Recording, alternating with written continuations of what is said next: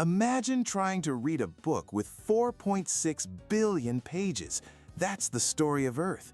It's a tale of fire, ice, wandering continents, and life's relentless struggle. But how do we read the story written in stone? Geologists act as detectives. They use simple rules, like the fact that in a stack of rock layers, the oldest is always at the bottom. But for exact dates, they turn to atomic clocks inside minerals.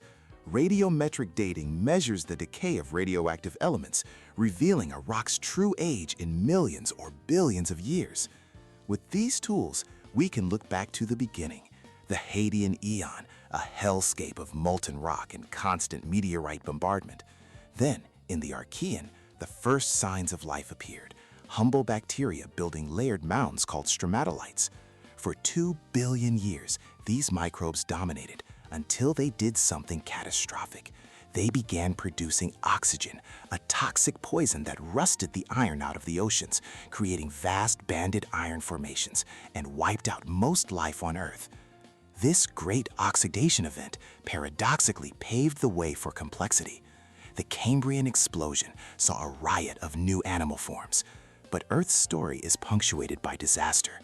252 million years ago, the Great Dying, the Permian extinction, erased 96% of all marine species. Life barely clung on. From the ashes rose the Mesozoic era, the age of reptiles. Dinosaurs dominated a planet where the supercontinent Pangaea was tearing itself apart. They were the undisputed rulers until a 6-mile-wide asteroid struck the Earth 66 million years ago, ending their reign in a global winter. This cataclysm cleared the stage for a new act, the Cenozoic, the age of mammals, our age.